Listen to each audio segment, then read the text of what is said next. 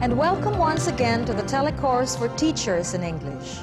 This is your host, Annie Navarro. In the previous episode, we took up the nature of the communication process. We said that communication consists of process, interaction, and feedback. Communication breaks down due to language barriers, barriers related to delivery, barriers within people, and barriers in situations.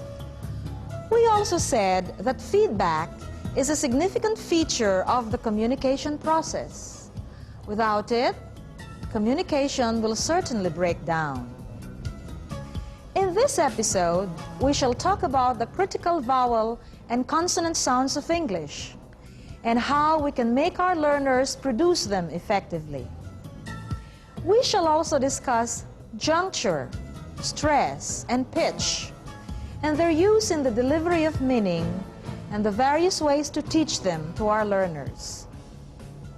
It is understood, though, that you and I, as teachers of English, have to be role models. Before we can tell our students to take after us, we ourselves should be able to produce the sounds of English correctly and to use stress, pitch, and juncture effectively to put across meaning. What are some of the critical sounds of English which we and our learners need to know? Let's take up a few of them. Versus p. How do we produce these sounds? First of all, we should remember that these sounds are produced without vibrations. Hence, they are voiceless sounds. In producing the f sound, we produce some kind of friction. Notice the position of the lips as this sound is produced.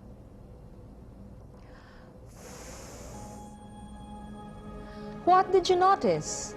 You're right. The lower lip closed against the upper teeth, didn't it? Produce it with me then. Say, f. That's good. Now, let's contrast the f sound with the p sound. Let's look at the screen once again and see how it is produced.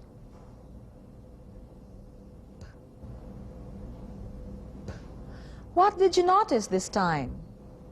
You're correct. The p sound is produced with both lips folded before letting the air out. Why don't you produce the sound with me? Are you ready? P. Let's look at a classroom situation where a teacher shows the class how to contrast the sounds of p and f. Okay, class. Today I shall teach you how to contrast two consonant sounds.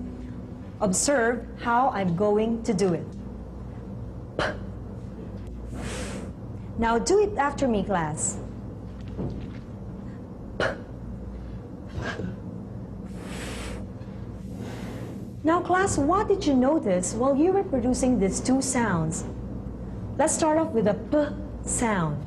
Yes, Ina. Well, ma'am, in producing the sound, I had to fold my lips this way before letting out the air. That was good, Ina. What about for the F sound? Yes, Ramiro. Ma'am, I've noticed that in producing the F sound, I have to put my lower lip against my upper teeth like this. That was good, Ramiro. Did you get that, class? Yes, ma'am. Why don't you produce the following pair of words after me so that we can feel the contrast between the two words? Okay, class, say p. Pat. Pat. Fat. Fat. Pace. Pace. Face. Face. Pool. Pool. Fool. Fool. Depend. Depend. Defend. Defend. A pan. A pan. A fan. A fan. Leap. Leap. Leaf. Leaf. That was good, class. Indeed, they were good, weren't they? It is best to make our learners realize the difference between the two sounds. Perhaps you can start off with single words, then phrases or clauses, and eventually with sentences, as in the following examples. Fast pace, full of pain, fill the pad, or in tongue twisters such as, a flea and a fly got lost in a flue. Said a fly, let us flee. Said a flea, let us fly. So they flew through a flaw in the flue. And you can have fried fresh fish, fish fried fresh, fresh fried fish, fresh fish fried, or fish fresh fried. Let's take up another set of critical sounds which we can likewise contrast, and these are b and v. How do we produce these sounds? We'll say something about this when we return. Stay tuned.